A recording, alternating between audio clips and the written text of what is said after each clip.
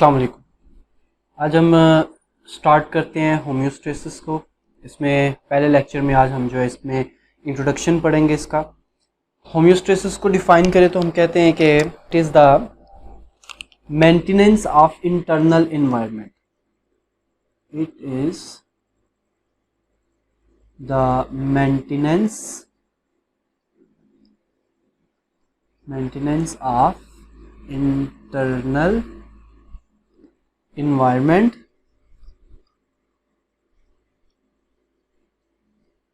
from the harms of fluctuations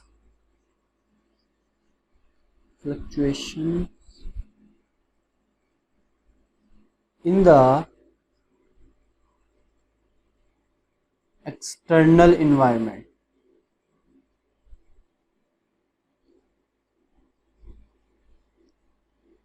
With the help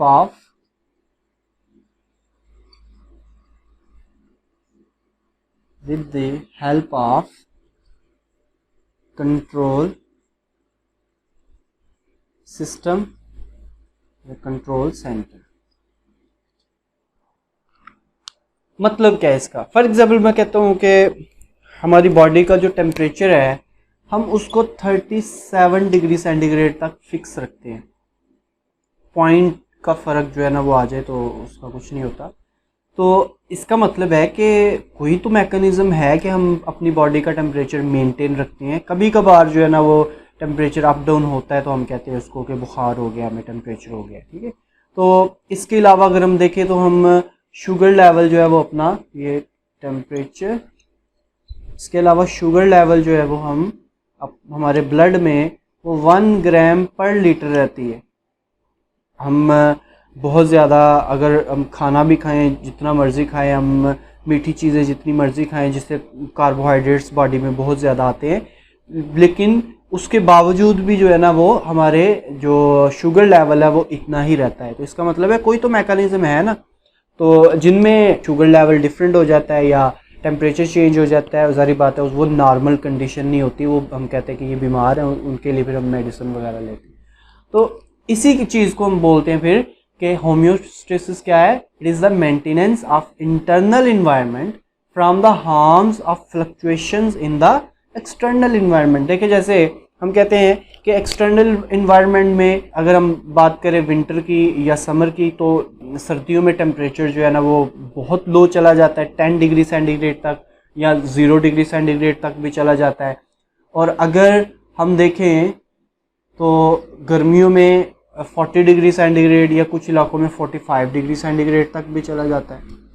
तो हम इसका मतलब है कि आउटसाइड इन्वायरमेंट जो है उसमें फ्लक्चुएशंस आती हैं, हमने उन फ्लक्चुएशंस के बावजूद अपने बॉडी का टेम्परेचर इतना मेंटेन रखना है। इसी तरह जैसे मैंने पहले आपको बताया कि हम बहुत सी कार्बोहाइड्रेट्स भी खाते हैं लेकिन फिर भी हम शुगर लेवल जो है ना वो मेंटेन रखते हैं।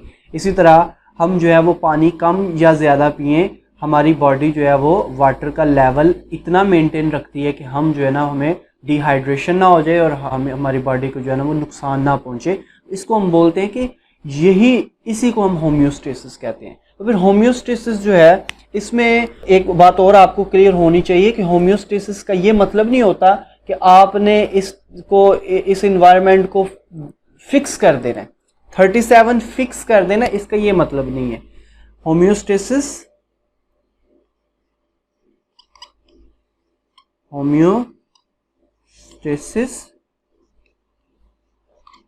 does not mean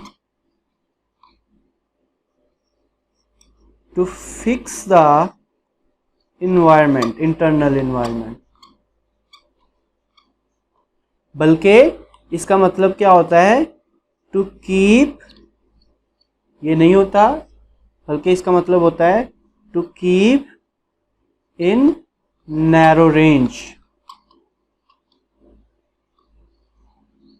narrow range में हम अपने इंटरनल इन्वायरमेंट को रखते हैं, तो इसको हम बोलते हैं ये होम्योस्टेसिस है। इसमें अब आपको ये चीज़ भी जो है ये यहाँ पे इम्पॉर्टेंट है, कंट्रोल सिस्टम। अगर बॉडी को आपने मेंटेन रखना है इंटरनल इन्वायरमेंट, तो वो हमेशा किसी कंट्रोल सिस्टम की मदद से ही होता है। इसके लिए हम एक एग्जांपल लेते हैं। ये कंट्रोल सिस्टम बिल्कुल उसी तरह वर्क करता है जिस तरह से हम अपने आम लाइफ में कोई कंट्रोल सेंटर बनाते हैं। उसमें क्या होता है कि बॉडी में जो कंट्रोल सिस्टम होता है, ये इसमें आप कह लें कि इसके जो 3 कंपोनेंट्स होते हैं। सबसे पहला इसमें होता है सेंसर, जो कि किसी भी चीज़ को डिटेक्ट करेगा। अगर हम बात कर लें टेम्परेचर के हिसाब से, अगर देख लें टेम्परेचर के अकॉर्डिंग इन सब कंपोनेंट्स को देखें, तो सेंसर क्या होता है, जैसे आम लाइफ में हम कहते हैं कि थर्मामीटर। इसी तरह इसका जो सेकंड पार्ट होता है वो है कंट्रोल सेंटर। एक सेंटर होगा, जैसे अगर हम बात करें ह्यूमंस में तो हम कहते हैं कि ये एक सेट पॉइंट होता है ब्रेन, आप कह लें ब्रेन में जो है ना वो कंट्रोल सेंटर होता है, जिसको हम बोलते हैं कि वो टेम्परेचर को फिक्स रखता है। जबकि जो थर्ड इसका कंपोनेंट होगा वो होता है इसमें इफेक्टर्स। हमारी बॉडी में टेम्परेचर चेंज को हम जो है ना वो रिसेप्टर्स होते हैं, जिनको हम बोलते हैं रिसेप्टर्स। वो क्योंकि अब हम फिजिकल सिस्टम से आम लाइफ के सिस्टम को अपनी बॉडी के साथ कंपेयर कर रहे हैं, तो सेंसर हमारी बॉडी में क्या होते हैं, रिसेप्टर्स होते हैं, वो जो कि डिटेक्ट करते हैं टेम्परेचर चेंज को। अगर 37 से कम या ज़्यादा हो गया है तो हमारी बॉडी उसको जो है ना वो डिटेक्ट करेगी और उसके अकॉर्डिंग क्या करेगी, मैसेज भेजेगी किसको, कंट्रोल सेंटर को।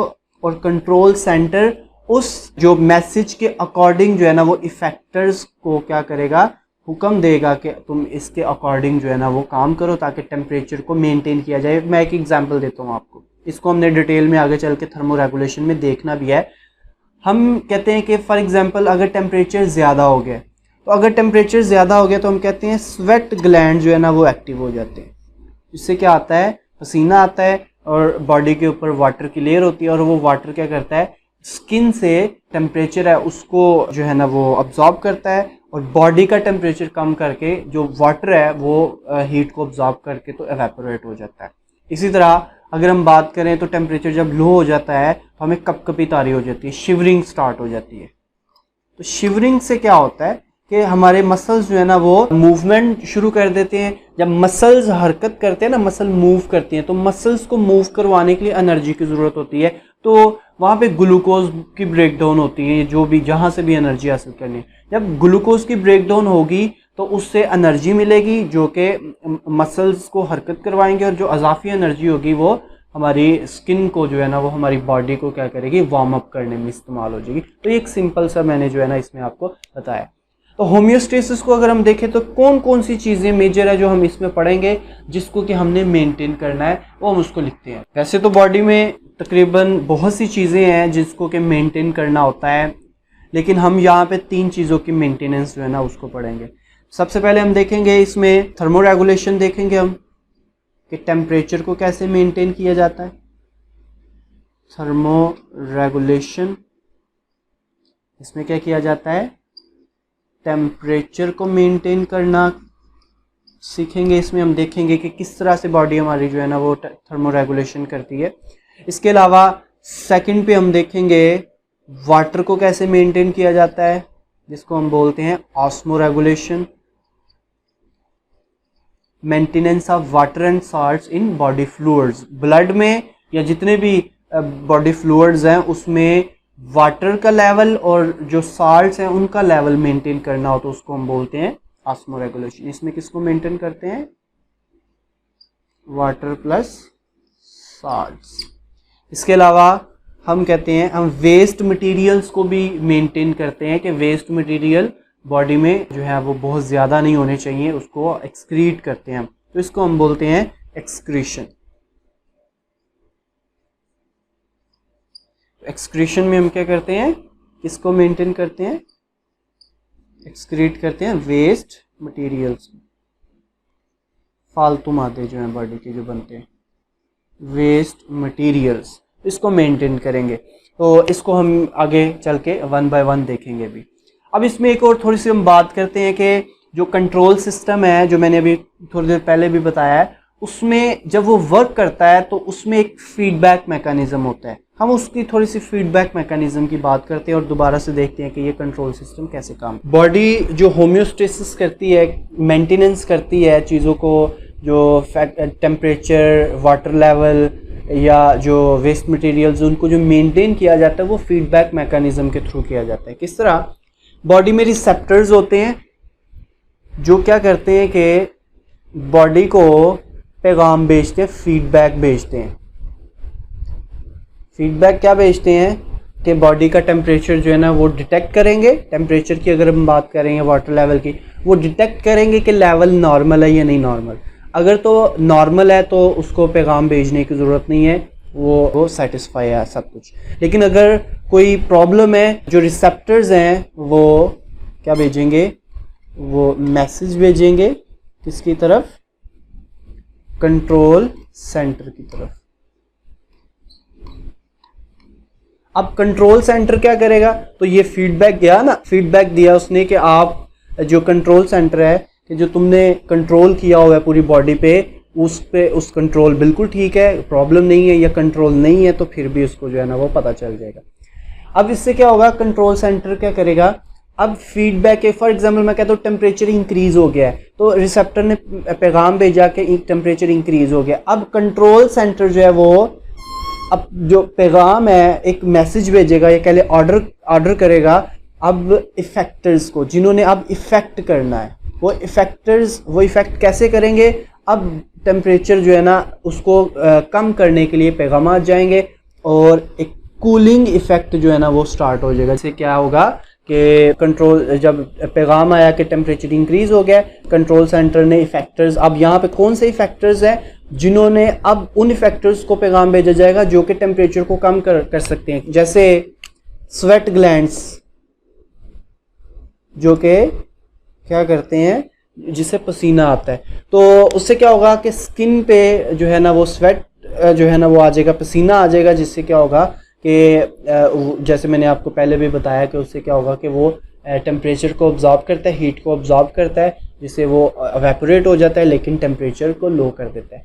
अब ये जो मैकेनिज्म आप देखिए, पहले लेवल इंक्रीज हुआ था जब उसको पैगाम गया, तो अब जब जो इफेक्ट हुआ उसने उसको क्या करवा दिया? कम करवा दिया। ऐसा नहीं है कि एक चीज़ बढ़ी है, पैगाम गया और उसको दोबारा से और मज़ीद बढ़ा दिया गया, ऐसा नहीं हुआ। बल्कि क्या हुआ है कि एक चीज़ बढ़ी थी, मैसेज गया और उसको क्या करवा दिया गया? कम करवा दिया। तो ये जो फीडबैक मैकेनिज्म है इसको नेगेटिव फीडबैक मैकेनिज्म कहते हैं। तो ये दो तरह का होता है, नेगेटिव फीडबैक मैकेनिज्म। इसी तरह पॉजिटिव फीडबैक मैकेनिज्म भी होता है कि एक चीज़ जो है ना वो बढ़ गई है, पैगाम गया कि इसको मज़ीद बढ़ा दिया जाए। ठीक है, तो इस तरह से हम बोलते हैं कि ये नेगेटिव फीडबैक मैकेनिज्म।